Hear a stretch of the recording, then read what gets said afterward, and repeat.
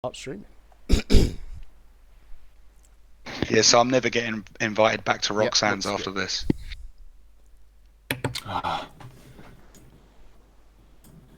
Start streaming. And we are live. Yeah, so I'm never getting invited back to Yep. Roxanne's Oh, after better this. turn some sounds down. Hold on a minute. Good evening, everyone.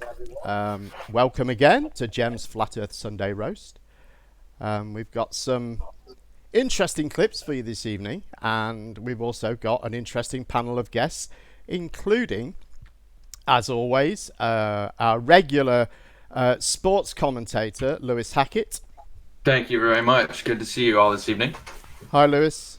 I notice you've got your name emblazoned on your chest today. Okay, so it's not actually my name. It's a coincidence that it's my name. This is a clothing manufacturer called Hackett, and they are from the UK. They are from the UK, Jamie. You Yes. should know that.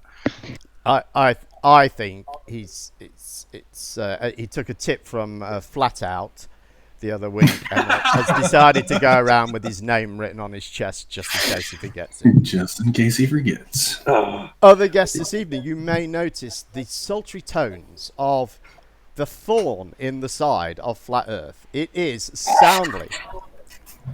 Thanks, Jim. Welcome, Soundly. Good to be here. I nearly said he is the prick of the thorn in the side. Flat Earth, but I thought better of it. And also with us this evening, a guest from the deep dark corner of the Flat Earth thing. Yeah. It's Cat Earth. It's Cat Earth, baby. Cat Earth, And welcome. Thank you. I'd just like to say that you got a mad props, by the way, from Riley. Apparently he needs me to tell you this, for showing your face on cam. And we both agree you're a very handsome man, sadly. Very handsome in a non-homosexual way. I'm you know what? Oh my God, it just makes me feel so loved that Riley approves of me showing my face. I mean, It is. without his approval, I don't know what I would do with myself. I mean, other than nothing different than I'm doing right now.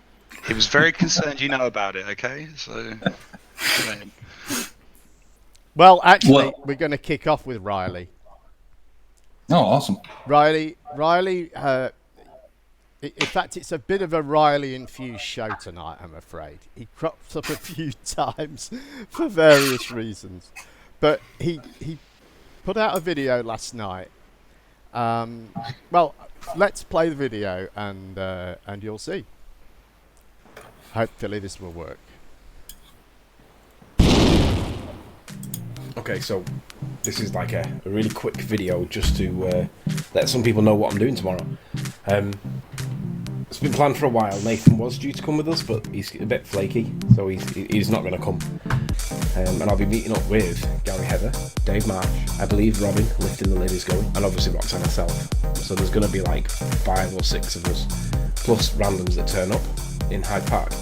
And we're going to be there all afternoon and into the early evening, and we're going to be flat smacking. So I have with me my little file. In my file, I have the documents that I will be using in my... Yeah, you need to be on the watch page, though. So we have You got the watch page. I've just my favourite one, the Cavendish experiment, page 1 and page 2, and obviously the most important part.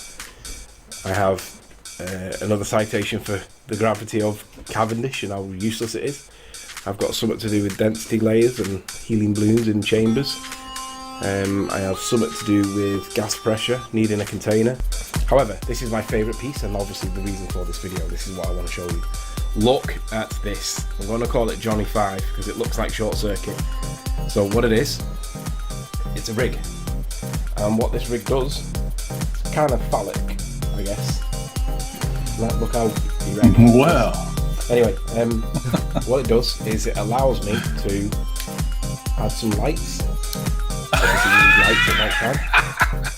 External microphone, lightage, my phone, Roxanne Glenn's phone. But once she fires up hers, I'll fire up mine. And then obviously this is a very directional microphone, and that'll be aimed straight at the people conversation. And then literally with one hand, it can either be, you can hold it anywhere. You can either hold it at the top at the back, or you can hold the grip at the side. But it's not that heavy, even with all the stuff on it. So Johnny 5 will be with me on my journey down my quest. So when I get down to Speaker's Corner and I pull out this bad boy, the ballers are going to run. I'll have to show you this as well, because this is just like world class. So whatever attire I wear tomorrow, obviously high-vis vests are the new weapon of choice. But I have a high-vis vest with my name on it on my channel, so I don't have to say who I am. I also have it on my back, so if I move it over that way. So this is so hard to do. So basically people will know who I am without me having to explain who I am. Because obviously that takes up time.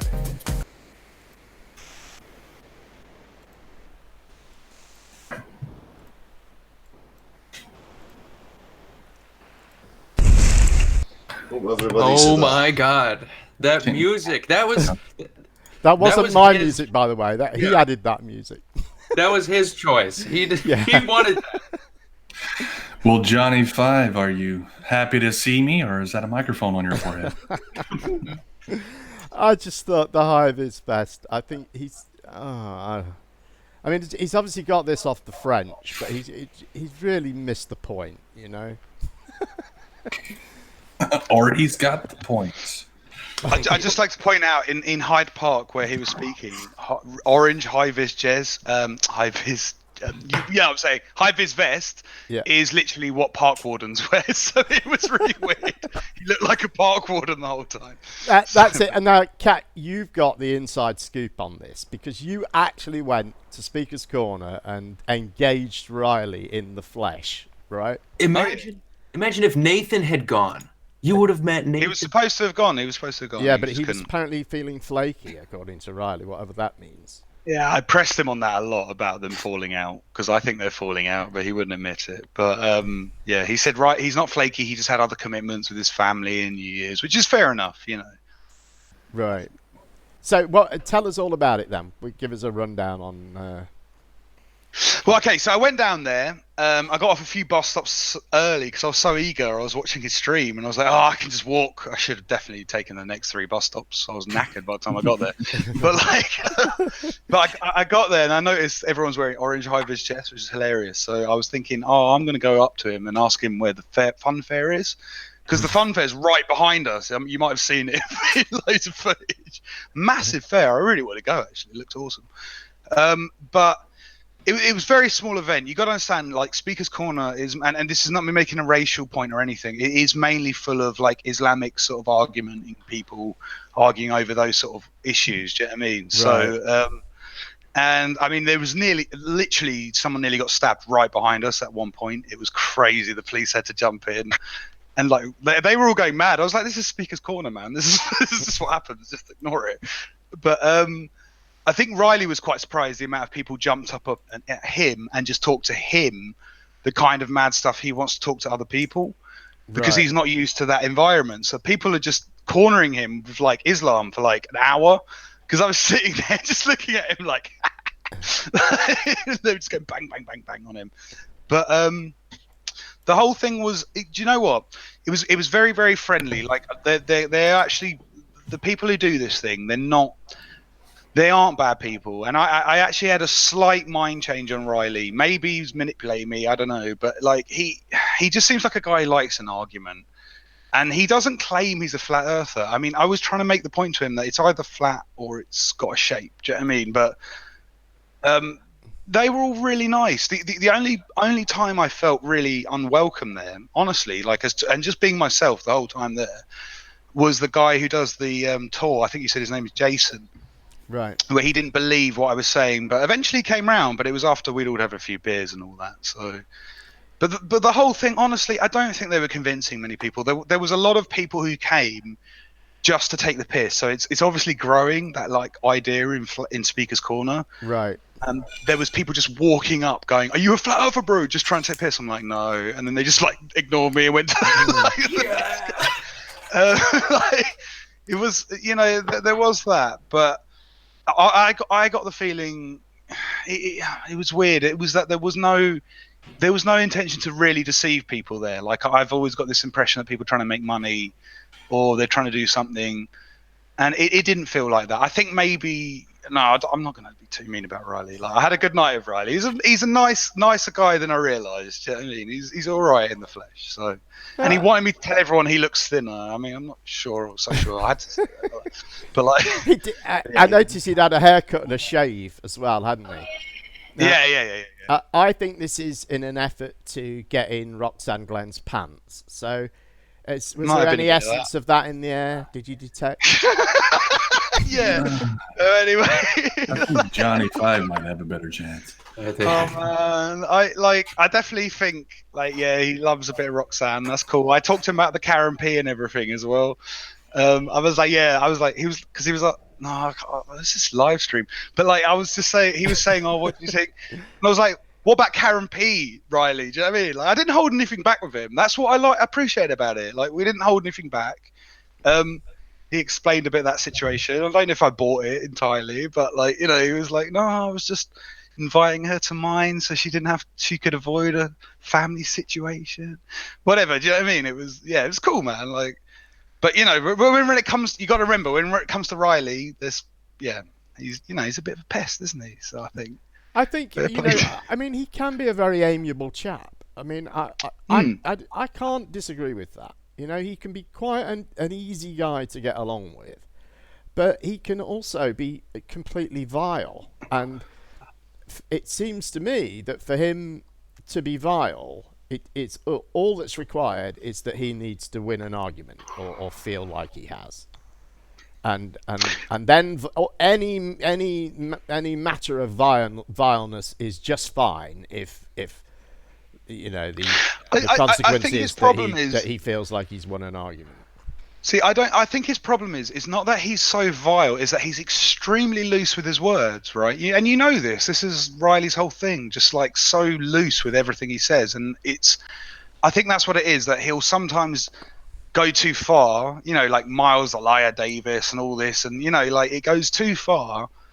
But he doesn't really think. I don't think he just thinks about what he's saying sometimes. I don't think he means it. I think it's all in.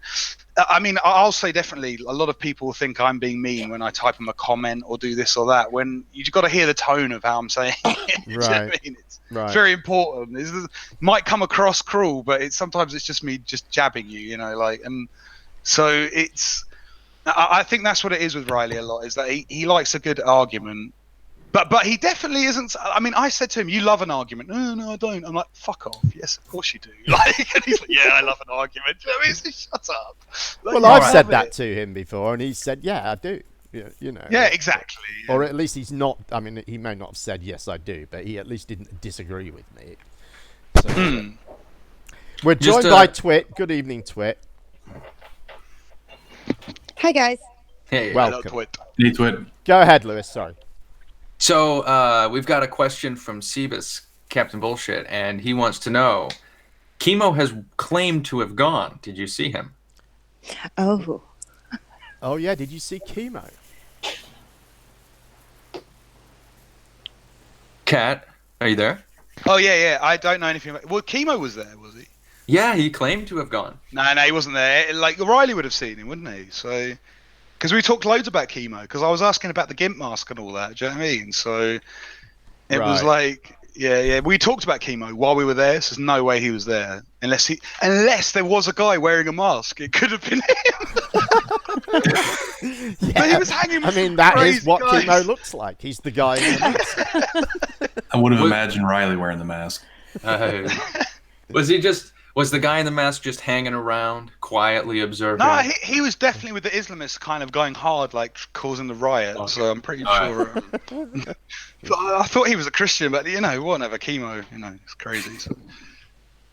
Did he have his vest on? Did Riley have his vest on? Yeah. It's brilliant. Just looked just like a park warden. Just how he wanted. You think that was his intention? Like he actually wanted people to come up and ask him where stuff was, so he could be like, "Oh, I'm just this YouTube guy. I'm not a park warden." Well, I like the way he thought that having the sleeping warrior and a picture of this bearded guy that no longer looks like him on his waistcoat, on his high-vis vest, was going to save him time because he wouldn't have to explain who he was. Oi, it did. I'm not gonna lie, it did. People were looking at his jacket and writing it down, and like, because it was like, "Got a YouTube channel, look," and then they were just writing it. Like, seriously, it did work. To be fair, like, people were loving the jacket. Like, it was weird. Well, Jem, you know what we're going to fix you up with soon. Of high vis best. Well, I'll tell you what. I don't want the orange one. I definitely want the yellow one. But the French have yellow ones because it's a legal requirement for them to have one in their vehicle. That's why the French have them. So it's Really? So it's kind of a statement about. It's kind of saying, I'm just a working Joe, is what it. Yeah. Okay. It's kind of what Yeah. that's saying, and it, of course, it doesn't mean that here. You know what I mean? So. Especially not in Hyde Park, mate. That's the Right. funny thing. You'd have to go there to see. There's hundreds of them because they're all park wardens, and they tell you where to go and where. You'd have to see it to understand. So it doesn't really work if we try and co-opt it, and especially if you think, oh well, I'll go for the orange. You know, I mean, it sort of loses its point. Anyway, we're going to move on to it's Dell. Oh, boy. Yeah, now Dell lays out his intentions for the year. Everyone on the watch page this time. I'm sure. Sorry, I should have told you. You don't see it in the Hangouts on the watch page. Ready to go. Yeah, everyone Yep. good. All right then. Hold on. Here we go.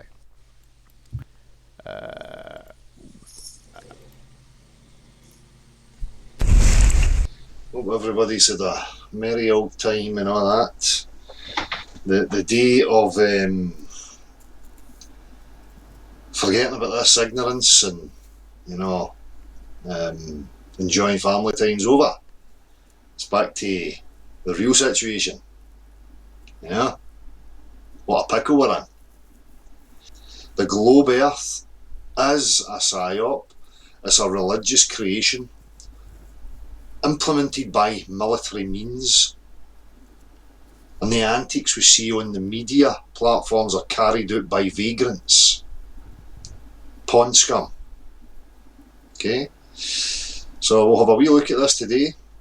As of next year, coming very soon, I am going to be focusing on real science. I'm not talking about guys sitting in their mammy's basements talking crap. I am going to pressure these people with real physics, real practicality, and I'm going to take it to them. Okay? So I'm in two minds whether I'm going to wheel out 00 Scientist, but I'm going to be making a series of actual, tangible, related science videos. The substances in the natural world and their behaviours and their interactions with each other. Real science. Something along the lines of people like Julius Sumner Miller. Some of these older guys from generations gone by who partook in real scientific endeavour. That's what we need to get back to. That is what I'm going to be representing from now on in. This nonsense cult and its wee idiotic disciples are going to be showing up badly. So, going to be busy in the coming future. The little disciples better smart themselves up. The little disciples, the globe cult and its disciples, are going to be forced to accept reality.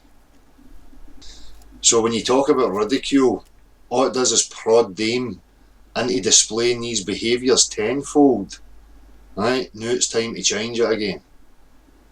Now we don't engage with them at that level. We just continue to press with the practical demonstrations. I don't mean observations through cameras. I'm talking about substance-based science and see how they deal with it. And I'm just going to keep pounding it. And it's not going to be happening online. I'm going to make these and I'm going to start taking them to every university, every local school, everywhere possible. And press these people who are influencing vulnerable children to face up to the bullshit that they're pushing them. Because what I'm going to offer there is absolutely no way to wriggle out of it, no way to deny it. And we'll see how to deal with that. We will watch them dance right into 2019. And I'm going to love every fucking minute of it.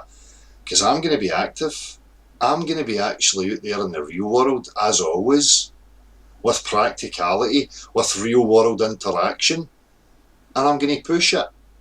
I am going to fucking harass these universities and these so-called academics. I am going to make an absolute cunt of them. So what is a cult? What makes a cult? You know, cult descriptions are pretty much all the same.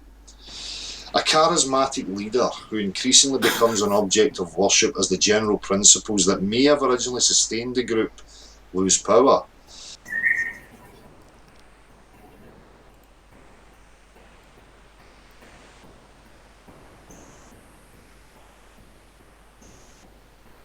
Oh man. Oh my god. There is so much there. I can just imagine him going into an elementary school with like a whiskey glass in his hand going, "It's level. It's fucking level." Just doing that. I don't know. Whenever he starts talking, I just imagine him like sitting on top of a horse in front of a bunch of warriors with like his face half painted blue. Just about to just rally the troops. That's what it sounds like he's trying to do. Sorry, go ahead, Lewis. I was going to say, I don't think he can be a cult leader because he's not charismatic. Oh, he's extremely charismatic. I think he is. Oh, You're yeah. crazy. I Are think you he is. mad? I think he is definitely charismatic. And that's really why I put that little bit on the end there, which kind of was a little bit disconnected. But he started going through all this stuff about cults, and I just loved that very first one because I just thought it summed him up perfectly. Well, yeah. It reminds me of Patricia talking about all these people that believe in conspiracy theories, but not her. Right. It's the same type thing. You're talking about yourself, dude.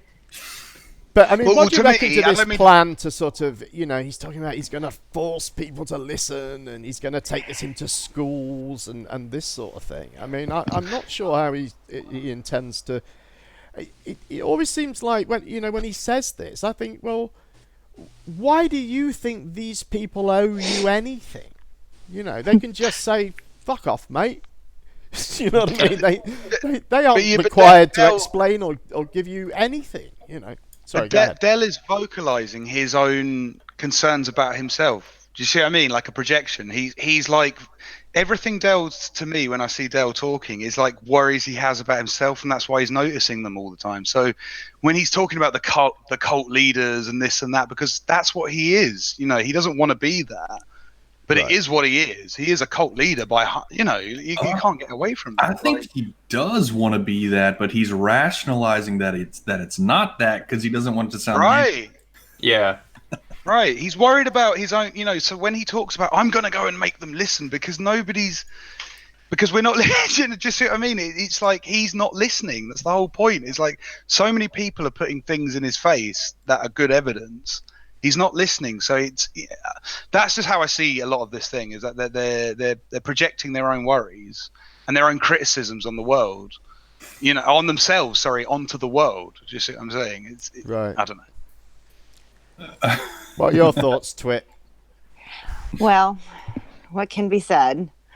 I really hope that he has cameras following him when he does this, because that cop show, 24-hour PD over here, is really famous now. Like, it's getting a big following, and it's like, it's better than Cops because it's not scripted, but we have somebody, cop vest cams, dash cam video, vest cams, and they just stream it right to on air. So, I mean, if Dell could figure out a way to do that, it would be just superb video watching pleasure.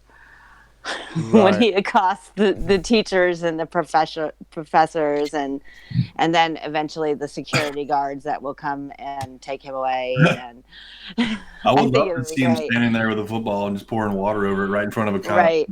See? This is going to be great. I just don't know how long he can curb his language. This is gonna. It's just gonna be fantastic. I wish him the best. I can't wait. Yeah, I mean, I think, when I've seen him do his stuff out in the street in the past, I think he's remained pretty calm. It's the thing when he's 1-to-1 or when he's in a situation not on his stream, acting the big man, he's actually very reasonable. I've talked to him, if you probably talked to him loads when it's not on air, and he's actually quite normal and quite amiable. But when he plays the big man on his stream, I think whether he means to do it or not, he knows that's what his audience wants. Yeah, and he's even said that actually not too long ago. He said something along the lines of there was an element of acting, or I can't remember exactly what his words were, but something kind of along those lines where. So it's just a caricature. Well, no, that's his little science guy, the one that he dressed up like. But I think what he's implying there is that it's the way to get to the average person is through entertainment, and that he realizes that he has to bring some level of entertainment to the layman so that they listen to what he's actually going to then teach them. Right. I mean, he was also. I just felt like. I was going to say, he was also saying that, people should forget about YouTube. This isn't YouTube. This isn't about YouTube. You need to do stuff in the real world and this sort of thing. But, of course, he said this on YouTube. Go ahead, Cap. I can't remember what I was saying. But he just, he will play that's what I just found bad is that because I went on a stream the other day, I was just really bored and I went on there and I just got kicked out so quick just for being really nice, and I could see it ticking. Maybe I'm just seeing what I want to see, but I saw it ticking over his head and he ended the stream fairly promptly after that. He didn't seem like he was really listening because he thought hang on, I was only trying to show it, trying to hold to him to his own standard, if you know what I mean, and just say, look, come on, man, I've talked to him before. That's what I mean. It's weird. He is a very different guy on his stream. It's really odd. I thought it was really funny today on Dell's, because Dell went off and went crazy today on Russian bids. It was hilarious. Yeah, I just heard about this, but I heard too late in the day to include it. Tell us all about it.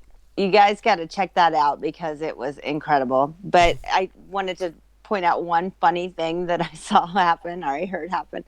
P. Mars went on Dell's, and he was doing really well. Dell was laughing, having a good time, whatnot. But then he decided to ask P. Mars some question. I forget what the question was because it was hilarious. And so he asked P. Mars a question. P. Mars answers the question, and Dell tells him immediately to shut up.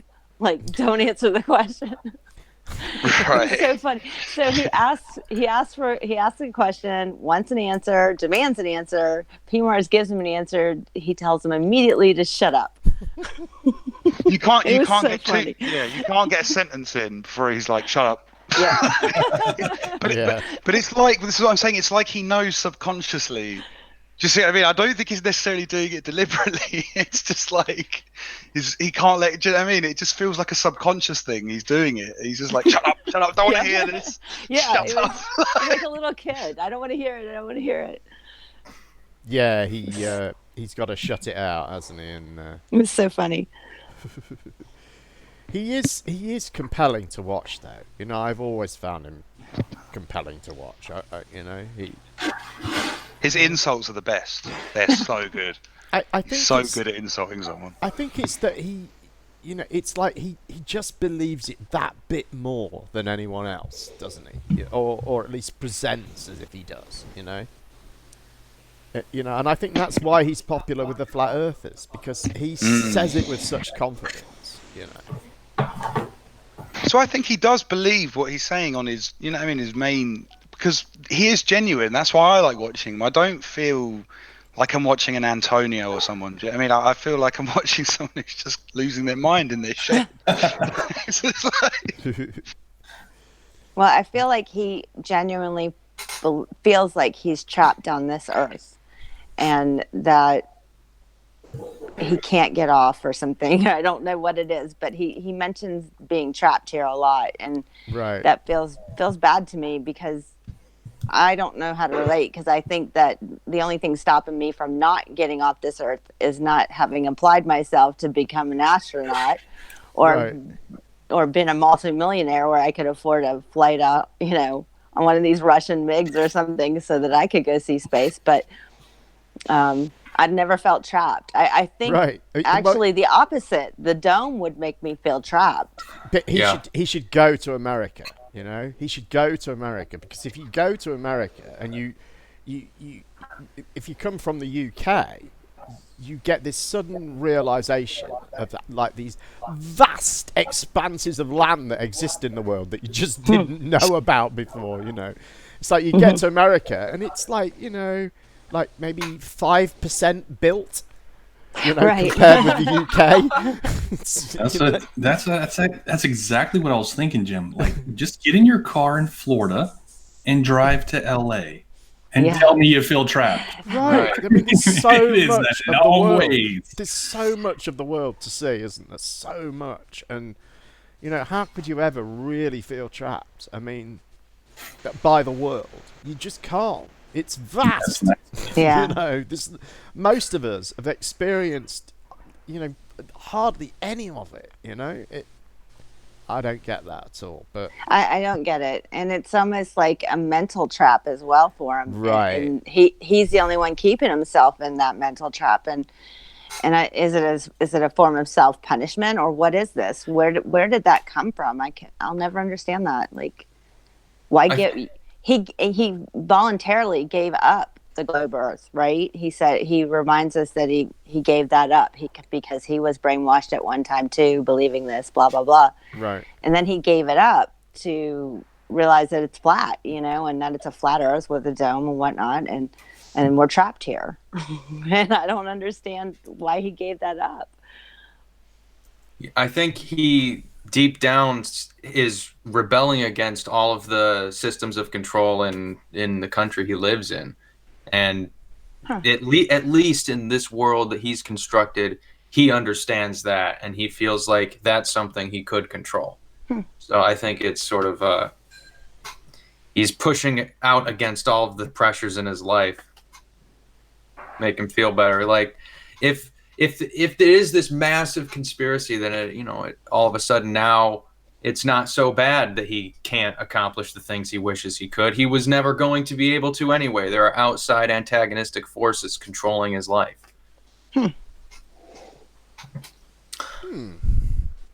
Well, shall we move on? I think first what I ought to do is say hi to everyone in the chat, because generally I forget. So let's do it now.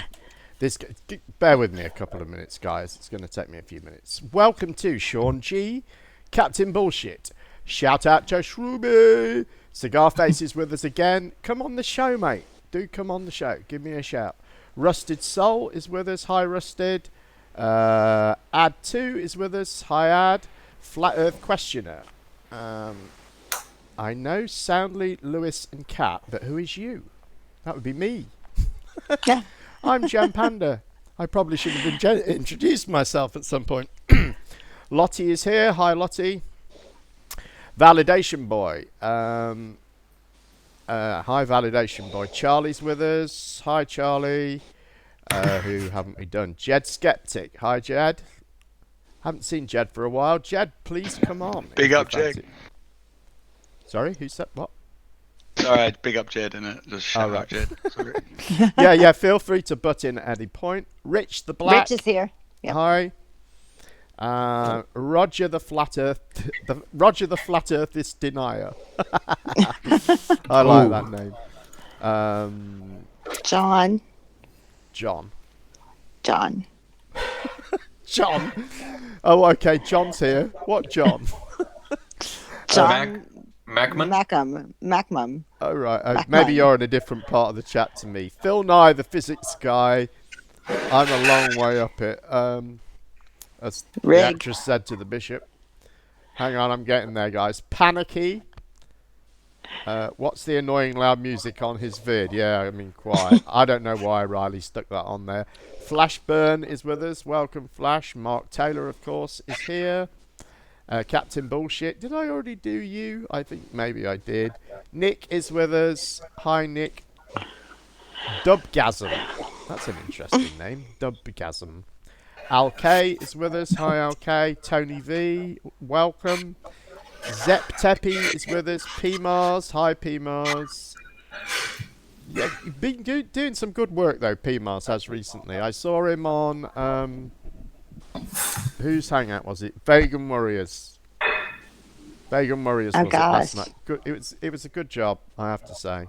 And Channel Q was on there as well, and she did a good job as well. Or should I say Chanel Q, which is what she was being called. Baldy Cats is with us. We're very honoured to have Baldy Cats with us. Welcome, Baldy or Conspiracy Cats. Probably I should say Conspiracy since it's slightly more polite. Termin is with us. Hi, Termin. I think we're near the end now, guys. Cynthia. Hello, Cynthia. Al K and Laurie Gale are also here. Oh, yeah. Laurie Gale, Al K, Everett Anderson. Please feel free to butt in, Twit. And Curved Water is not here, but he really is. Oh, he's cross with me, I think. Paper Explanator. Hi, Paper. I've got to Laurie Gale. Hi, Laurie. It's very good to see you. Validation Boy, we did, didn't we? VB, Alan. You're welcome to come on as well if you want to. He's always got something to say. Rizzler, he does. Rizzler. And I'm at the bottom. I've made it. And Alan B, welcome. Alan. Right, that's everyone. Now I've got to remember what is coming up next. Oh, I know. Yes. Well, there's been a big absentee in Flat Earth content this week. In that Oakley had his channel. He got a series of copyright strikes against his channel. And anyway, we've got Anthony to tell us about it. So bear with me. I would like to discuss this when it's over too. Yeah. I would too. Cool. Right. Who wouldn't? Let's hear Anthony's explanation anyway, because it's entertaining if nothing else. Captain Nathan, he's back in control, but the problem is if he goes live, he's just going to lose his channel again. So he can't go live until he gets something called a moratorium on his account, which is what he's going to be getting next, but he can't get it until Monday. So I don't think he's going to be doing anything at all till Monday, because the way that things are working in terms of YouTube over Christmas and New Year, they've just not got the staffing to be able to deal with things, and everybody's getting the same workload over the Christmas period, but they can't deal with it all. So they've just said, right, there's your account back kind of thing. But Nathan knows that if he goes live again, he'll just get sniped again, or not sniped. He'll get maliciously copyright struck again. Yeah. So that'll just bring him back down again. So he has to wait until Monday, until something happens on Monday. And I think they can put some kind of like safe around his program, around his channel, to stop malicious software, malicious copyright strike claims, because that's what it is that he's dealing with. He's not dealing with sniping. He's dealing with someone that claims that he's got copyright material in his work that he claims ownership to, and because the copyright law states that it's got to be removed from Earth straight away, then they have to remove it straight away. But because he's got multiple channels and multiple strikes, they can see that he's being targeted specifically for some reason. But because it's Christmas and New Year, someone's just realised that there's a weak link in the YouTube staffing situation, so that's been exploited. And if he goes live today, it'll be back to square one. And he said, just forget it, just leave it a couple of days, we'll sort it out, and it'll probably be in the new year when he gets back started. So he's took his daughter out to some Spanish class or whatever, and he'll have another go at it in the new year once normal service resumes, because at the minute they've just found an understaffed position in YouTube over Christmas and New Year that's been exploited, and once this is out of the way, it'll be back to normal again. So that's as far as I'm aware, and that was about an hour ago. Okay. Interesting, Riley. I thought it has something to do with him talking about raping Tim Osmond too. No, I thought it is. it's to do with a spurious claim of copyright ownership from somebody that doesn't have even a YouTube channel, that is claiming ownership of some element of his work that he hasn't got any rights to. But because he's triggered that on a live broadcast, they've got to take it down. So what they can do to stop it is implement something called a moratorium, which protects him from any copyright strikes for a certain period. But they can't do it until they get enough staffing, because it takes time for them to go through this process. So he's just got to put up with it for the next couple of days. I mean, what are we on now? The 28th, 29th? By the time we get to the 2nd of January, it'll be a case of everyone's back in work again. So it'll be a case of then somebody will get to it and they'll deal with it. So for the next 2 or 3 days, he may not do anything. Well, I know he won't be doing anything. And then by the time it gets to like the 2nd, then he should be in a position, because he should have this moratorium over him to stop him from being maliciously struck. And then that's basically where it is. That's where he's at.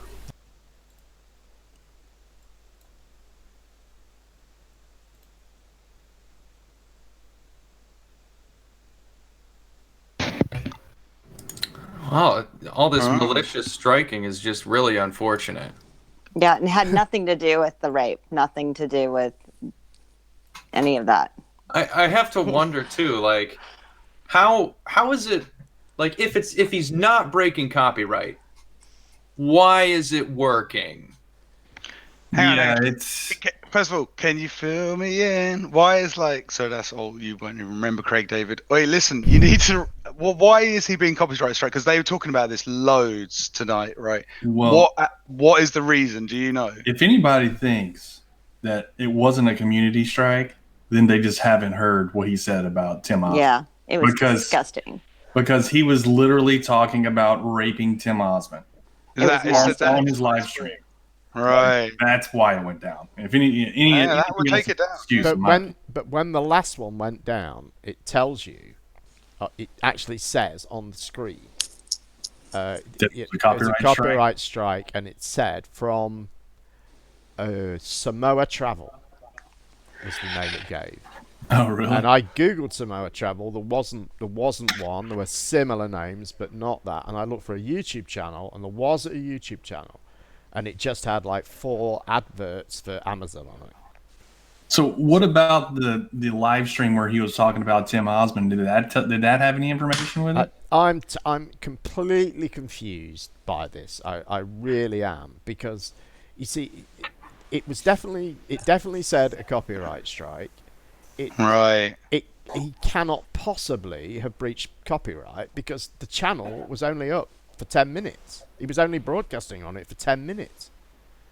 So he can't have breached any copyright. So I think the claim that these claims are spurious is probably true.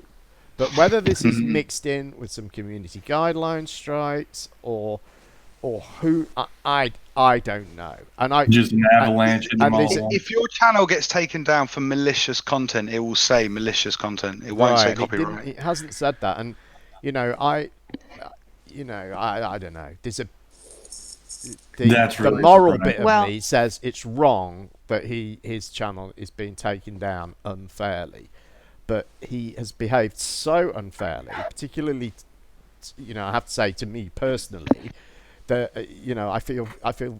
I find it really hard to feel sympathetic. Well, hold on a second. I think for sure his comments to Tim should trigger some type of at least that video coming down. So I don't think it's unfair for that video to come down. Now the reasoning might be wrong, but I don't know what YouTube. What's wrong with YouTube? I mean, how many? I'm sorry, Stanley. Go ahead.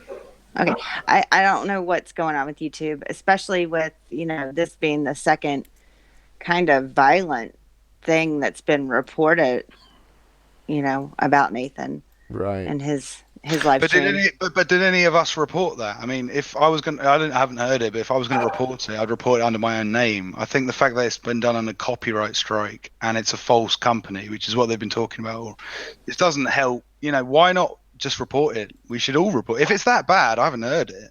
Just it's nasty, Alex. It's horrible. It should be reported for that reason then, Well, I don't have really good faith in the YouTube reporting system, because right. Somebody did a docs video on me and it was up for 72 hours.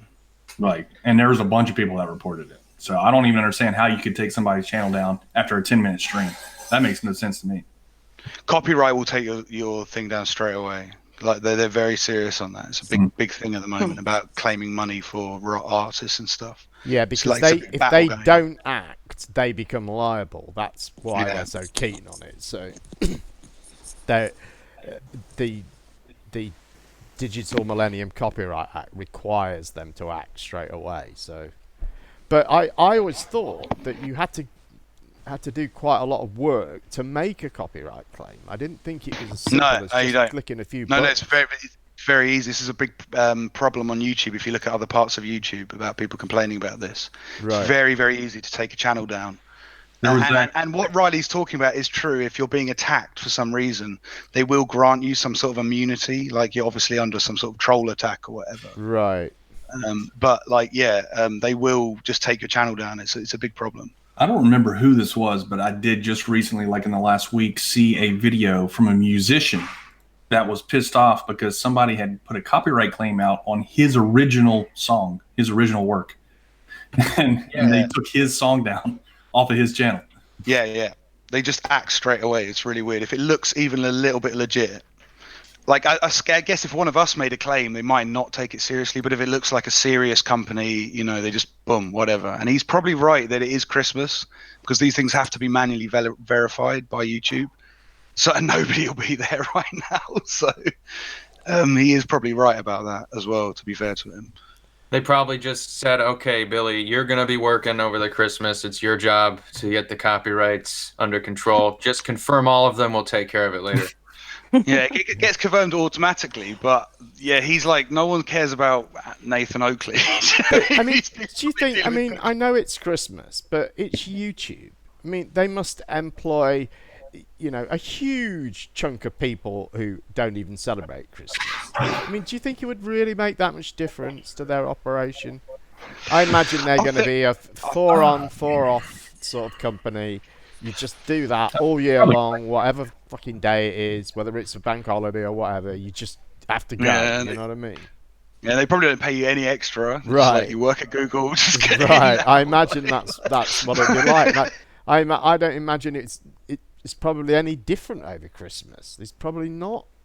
Yeah, you're probably right. It's so I big. think that may be just wishful thinking, and it's just YouTube doing stuff, being slow to respond, as they always are.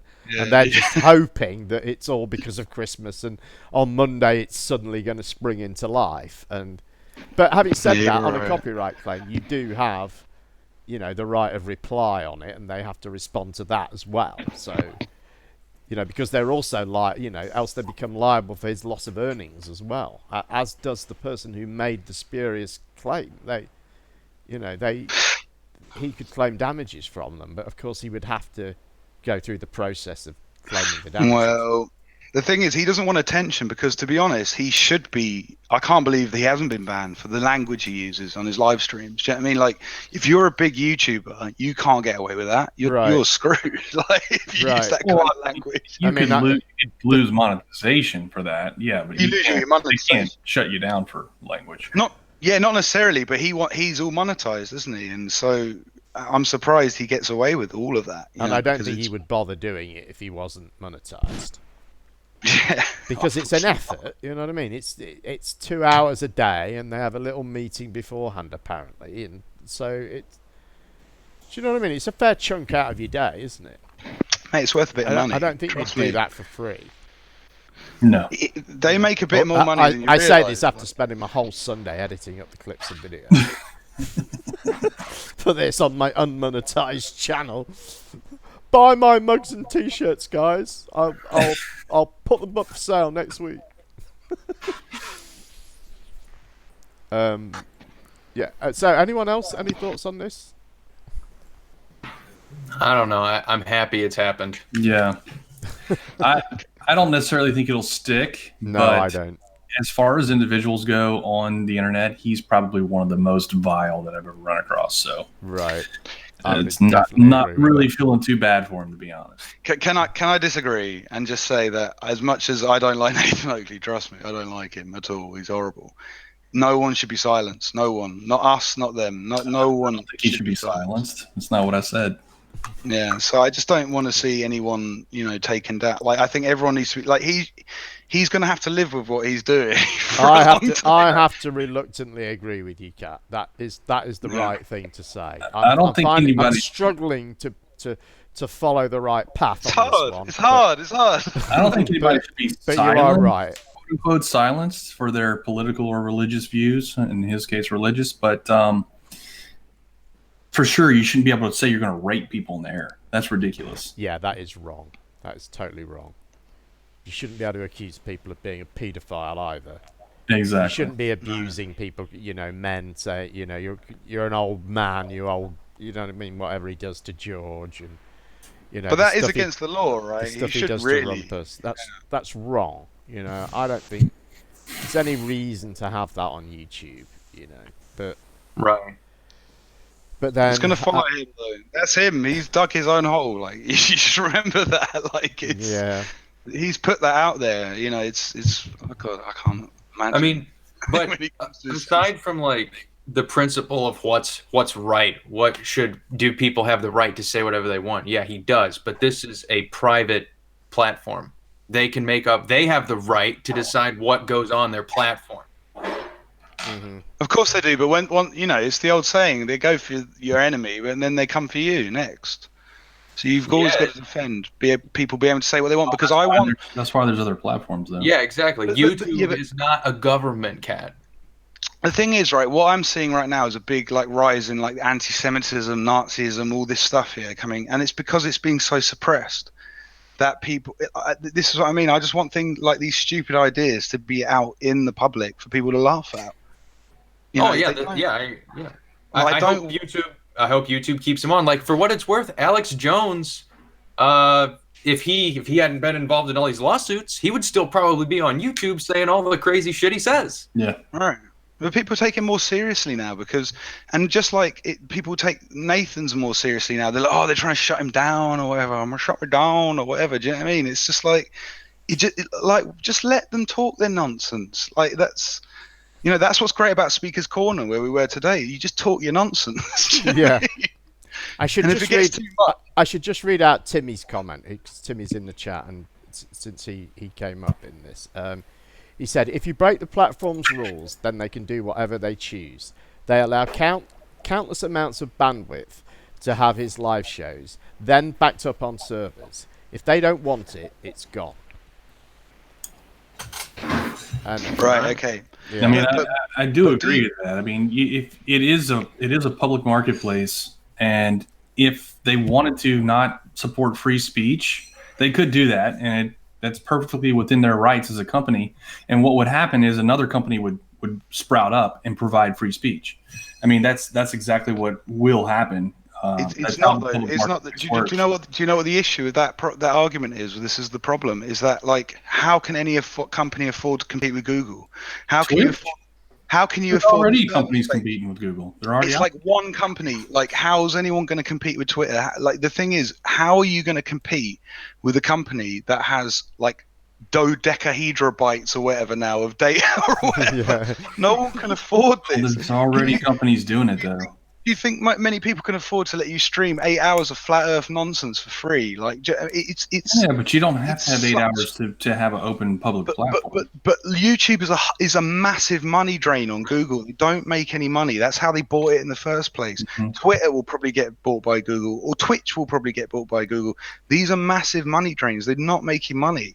They've got like money backing them because they're so big. But eventually, something's got to give. And there's only one company right now who can afford and has the resources to back all this internet right now. That's why it's important to protect.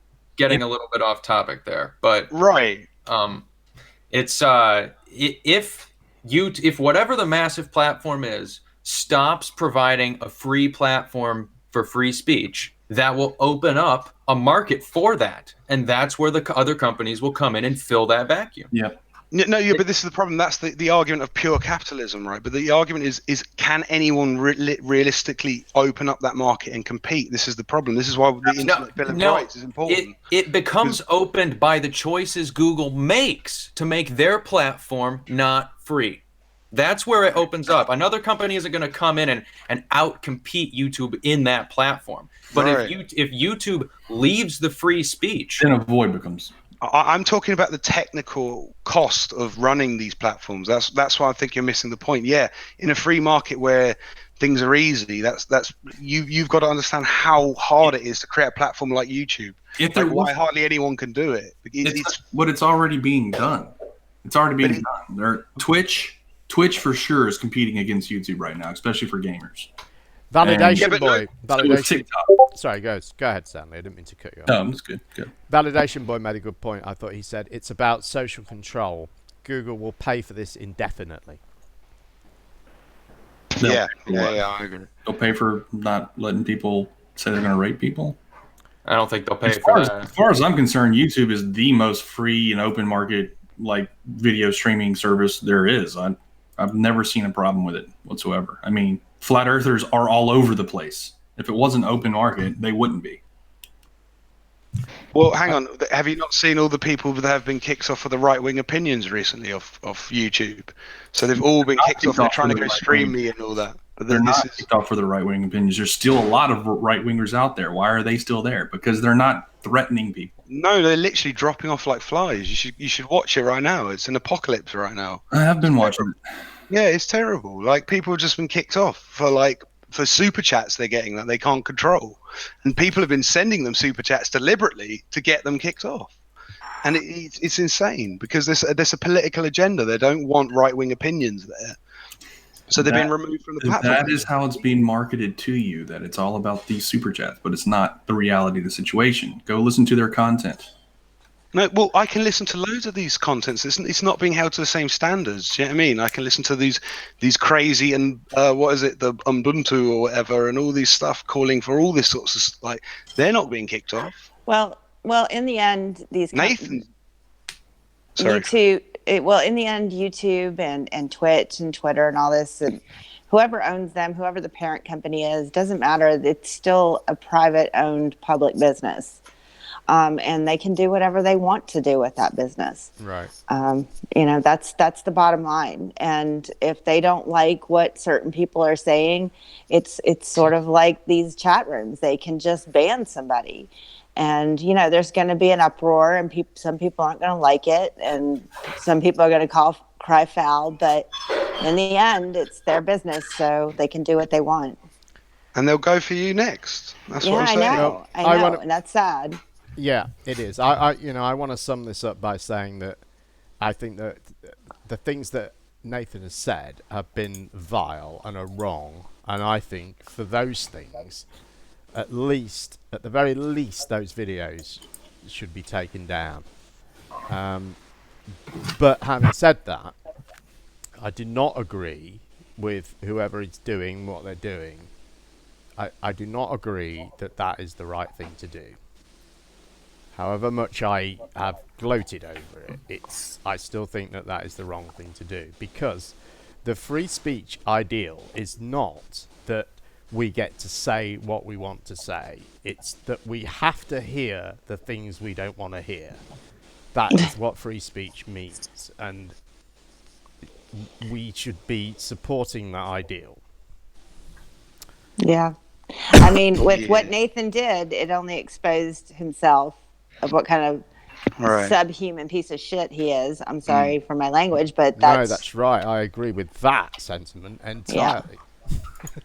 Yeah. But even subhuman pieces of shit, sadly, get to have their own YouTube channel and should be able to do it without this kind of harassment. I hated saying every word of that. Yeah. I'm not even sure if I truly believe it. Well, I think he should just be taken down because he's an arsehole, not because of a copyright. Do you know what I mean? That's the price you pay for being a subhuman piece of shit, is that you get other people who have time on their hands to fuck with you. That's what you get. Right. I mean, you get that if you're not a subhuman piece of shit. I get that. Well, yeah, you'll still get it, but you invite it, especially when you act that way. Baldy Cats is asking why Eric Dubay lost his channel. That was I believe, for a love letter to Hitler. and he asked why Oh Ranty my lost gosh. his, and Ranty's was for he was auto hoaxing. He was the Vegas shooting. Yeah, I remember that. Yeah, He was yeah. going on their Facebook pages and pulling off pictures of family members and so on and so forth. After Well, the he Vegas also shooting. got 130,000 view video, didn't he, off one of them? It was huge. It was pretty big. And that's why Alex Jones got pulled down too for the Sandy Hook stuff. Right. Right. I mean, if they weren't doing stupid, asinine shit like that, then they would have their free speech platform, and we wouldn't be even having this discussion. Anyway, back to Oakley's show. Actually, we did actually manage to get one or two out this week, and in one of them, they went all biblical. So let's have a listen to that. Kat, you're the perfect person to have a view on this. Let's have a listen. Oops. The Bible is very interesting in a respect that I believe it's full of history, real history. My point is that there's reams of evidence to support that somebody called Christ did roam the earth at that point, but there's nothing to suggest that Aristophanes did, yet they all believe it. Well, Anthony, he told me yesterday that they'd found Noah's Ark. I'm going to state that there is more evidence that Noah's Ark was true than there is for gravity.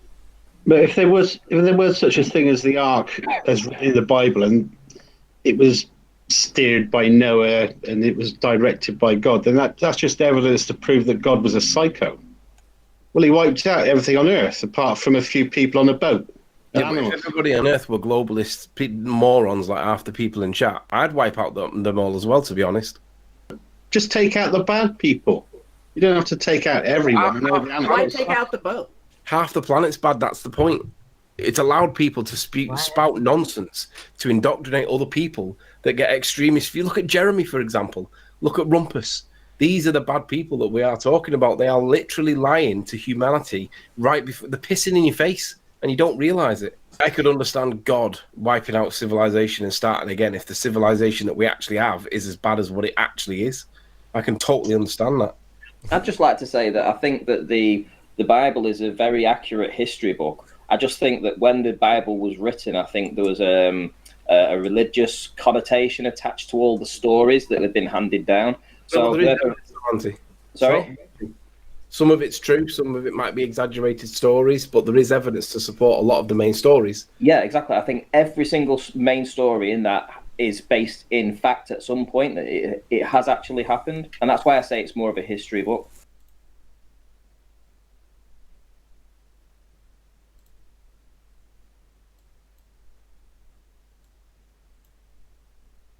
All right. Well, all I have to say to that is, wow. I feel like if I get mad and respond to it, I'm just playing into what he would like. I think I'm warming to them. I like it.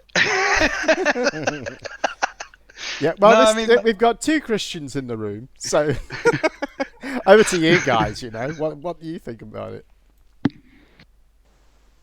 I think the Bible is very metaphorical in many places, and the trap that's been set by many of these different organizations, like creationists and flat earthers, is that their particular interpretation of the literal words is right, and everybody else is wrong. And if you call it metaphorical, then you're Satan incarnate, which I've been called, or a demon, which I've been called. Or a Masonic Freemason space lizard from the planet Nibiru, which I've kind of made up, but I've been called that along the way. Yeah, I mean, I agree.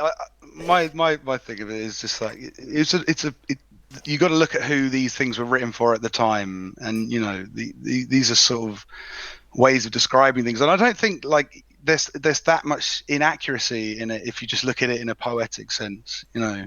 Adam was made from the dust. You know, it's like I just think that the Bible isn't a history book. It's not a science book. It's a book to help you understand how to live your life. That's what I think. That's just the way I look at it. Right, and I think that there's a sort of tradition of Jewish storytelling, of Hebrew storytelling, that uses these sort of metaphors and things like that. that's just ignored by Bible literalists. It's just like, you know, they just forget all about that. And I think that I think that when you take that that sort of look for that more metaphorical meaning, I think the result is that you have a better understanding, like a a more rounded understanding of what the text is trying to tell you. You know. No pun. Sorry, I took a long time there to say not. Hey, I like it. No, it's good.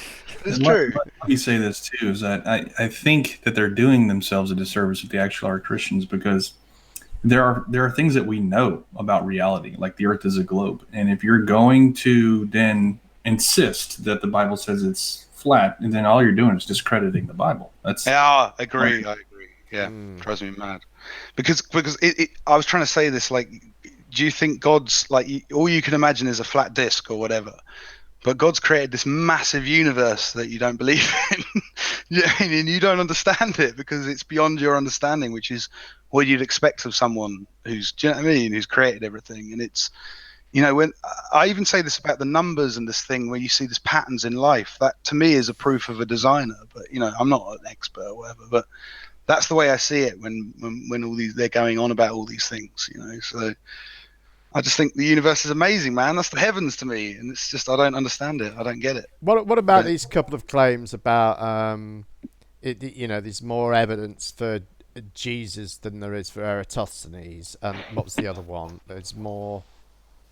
But there is, isn't there? More evidence of Noah's Ark than gravity was the other one. I don't know about Noah's Ark. Loads of people claim that, but you know, you look into it and it's hard. I don't know what is. I mean, the evidence for Jesus, as far as I know, the you know, the extra biblical evidence, if you like, is Josephus, I think, and was it Tacitus? Was it? There's a few, but then there's just lots of like little testimonies and different things. Do you know what I mean? All because it was a big event, you know, that like. But so a lot Josephus of is like 70 years later, I think, as far as I know. But I could, you know, I'm not. But you got to understand. But like historians don't talk about what's happening right now. That's true. I mean, that's true. Yeah. You know, so when you're looking at historians, there aren't generally contemporary accounts. And then when you look for Eratosthenes, well, there isn't really any. You know, he's in translations of some of these ancient books. You know, that came from the Library of Alexandria, but. You know, it was a while before these translations turned up, and you know, I don't think there's anything really. The argument against that is going to be that other historical figures that you take for granted have less than that. Like they have less. Do you know what I mean? And that's the point. But you're not going to argue that. You just want to argue the Jesus thing. Do you know what I mean? And it's like, well, then we need to start really digging into do you know what I mean? Everything. Yeah, I mean, I appreciate what you're saying about contemporary accounts. You just do not get them for historical figures. They're just they're very, very unusual. You know, it's a different standard of evidence that you have for history and Jesus and the Ark than you're gonna have for gravity. So it's not. To me, it's not a good comparison at all. You can find sources to corroborate the Jesus existence or the Ark, although as far as I know, there is actually no evidence to support the Ark's been found. Right. Well, it's a long time ago, the Ark, right? I mean, Jesus not that 2,000 years, right? So most historians will basically agree on Jesus. You can't. It's unfalsifiable in the same way that you could falsify gravity. Whether or not a person in the past existed is unfalsifiable. No, so is all history for the most part. I would say until we actually got to the point where we could actually video record large parts of history, most of it is just taken on word of mouth. I mean, exactly. At some point, you have to take somebody's word for it. And of course, it's written by the victor, isn't it? But again, Christianity. See, this is a big thing. Like people say, Christianity was spread by the sword, but it wasn't. It was spread. You know, the sword was against it. How it spread, when even historically, right? They were being thrown to the lions. They were being killed. And it spread because of that. And, you know, later on we have, you know, the Crusades or, you know, other things which you could debate. But Christianity actually spread despite, you know, persecution. Well, so I would put it to you Kat, that, and then we're getting off topic here again, away from flat Earth. All cultures have spread by the sword.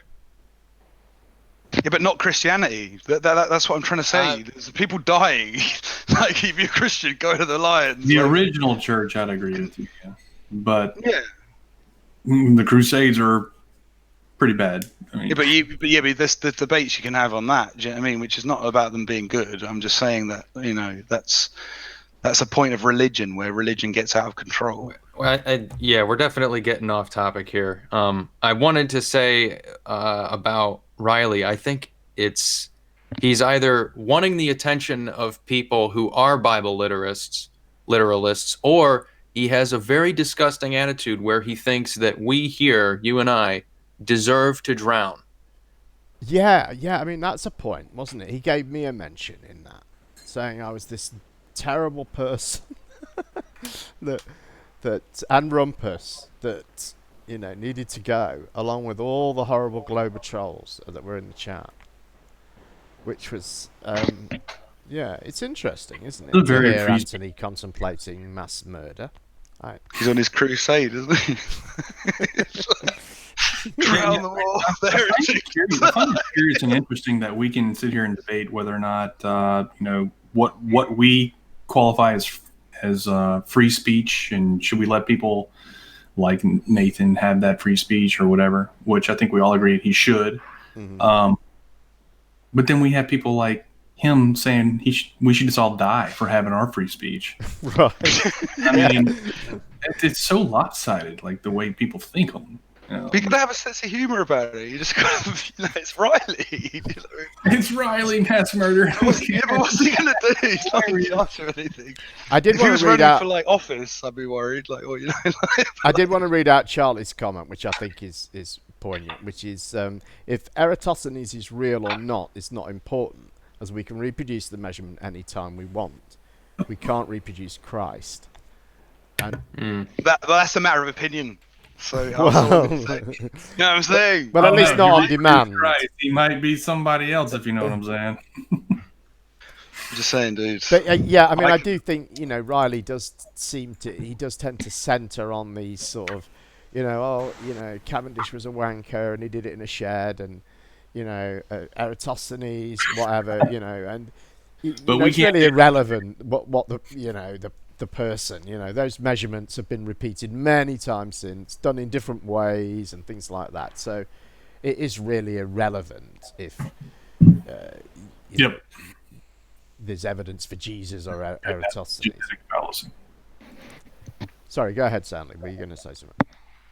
I'm just saying it's a genetic fallacy. They've deemed these people as globe heroes, therefore they must be evil, therefore they're discredited and we can't trust them. But yet, if you just do their experiments, they work, and it's so bizarre. It's a weird form of a genetic fallacy. It's strange. Right. Any thoughts, Twit? Nope. Nope. It sounds pissed right now. You're supposed to work a bit harder than that. Come on. No, but I did, just if I can add something, I think that Nathan I have to give him credit for trying something different. On the day after Christmas when he had his show, he invited Paula. Right, that's what these clips were from, actually. Yeah. I don't really have any comment on what Nathan said or what Anthony or any of the panel said. I think Paula I've always liked her.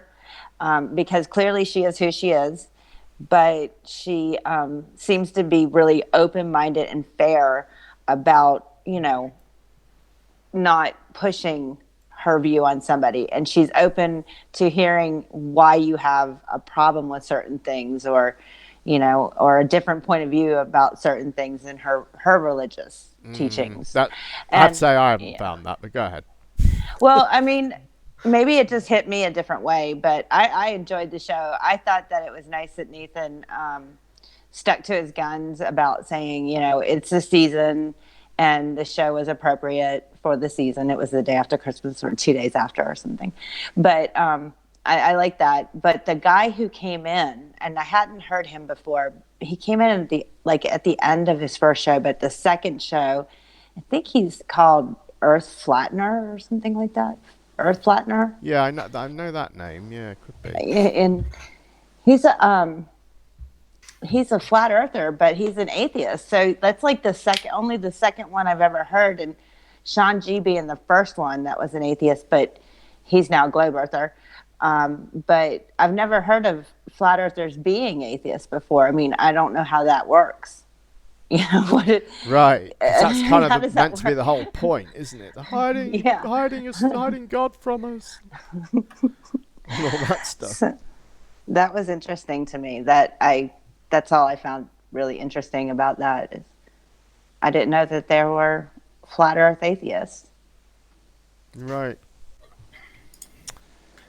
Anyway, I need to say hi to a new name that's appeared in the chat, which is Jem's Symbiotic Need for Spurs Riley FE.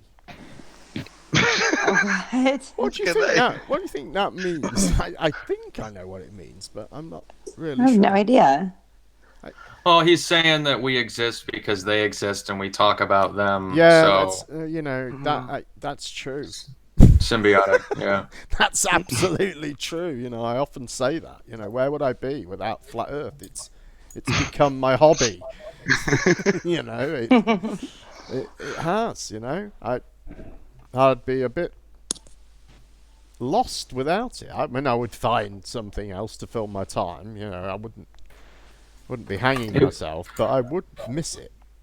It wouldn't be nearly as satisfying. You would feel an empty space inside for a very long time. Yeah, I think so.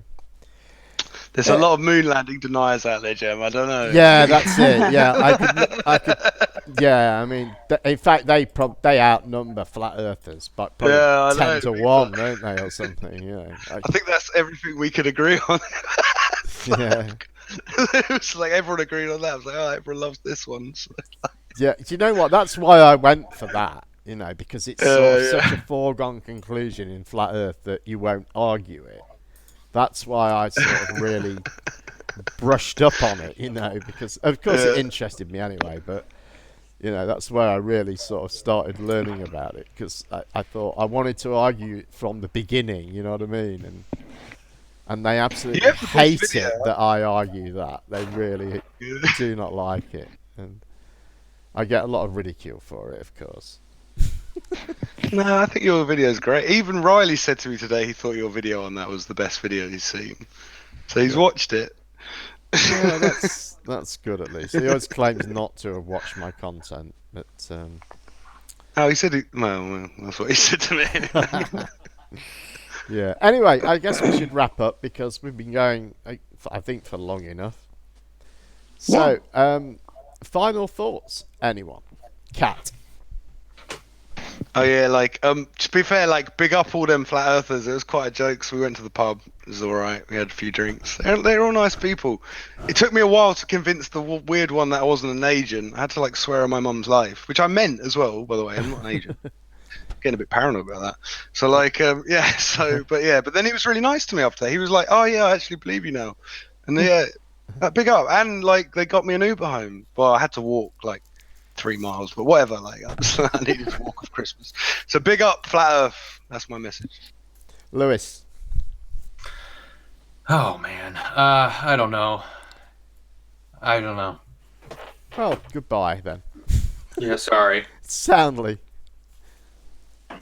Tell us what you got coming up. I think we pretty much covered everything on those. What have I got coming up? Mick West tomorrow, noon, odd time, Central Standard Time. Have you got one tonight? No, that's tomorrow. Right. For me. So Mick West, that'll be interesting. I had one earlier before this show. Oh, have I missed one? Yeah, sorry, okay. I was getting ready to do this show, and I was at work as well, so I haven't. Yeah, but Mick West is going to be on tomorrow, and that's my next thing up. So, going to be discussing his new book. Awesome. Twit. Well, Alex, it was really nice seeing you over there talking to Anthony today. I thought that was funny, especially when he was like, "Oh, I know who you were. I recognized your voice from the minute you started talking." And everybody in the chat started just erupted with laughter because we didn't know it was you until it was confirmed. So that was fun. I'm glad you had a good time there. And Lewis, I love your shirt. That's really cute. Thank you. Yeah, it should say I am Lewis Hackett. Maybe I'll get it professionally done up here. And so next time you can go stand next to Anthony and then, have your shirt and his yellow vest, his orange vest. Just a collage of memes. Right. Soundly, you've been doing some really great shows. I think yesterday's was really funny with the whole NASA shirt and the whole Clark Kent lookalike, that thing that you had going on, and it's cute. And also your video this morning, I caught it. Congratulations! I hear you're now a member of SEAL Team 6. Is it? Yeah. Yeah. So that's awesome. Not exactly sure what that means yet, but it's fun. It's been fun. And Jem, you're still just the best. And I'm just thank you for just having the stamina to keep up with the crazy people that are on your server and this crazy discussion that for whatever reason is still going on. And just keep up the good work, and we're there for you. And you, mate, and you. And on that note, if you would like to join my Discord server, there are now over 1,100 members and a conversation going 24 hours a day, 7 days a week.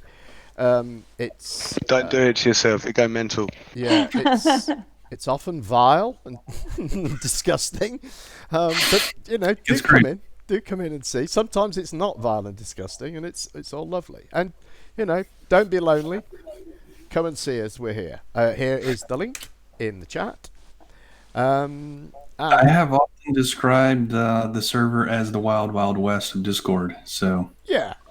And let me add something. When we talk about freedom of speech and people who think that we don't have it, you should see that place. If you don't believe that we know what freedom of speech is, come join the Discord server, and then try to not message me asking me to ban everybody or mute anybody, because So until you can survive the Discord server, don't talk to me about you believe in free speech.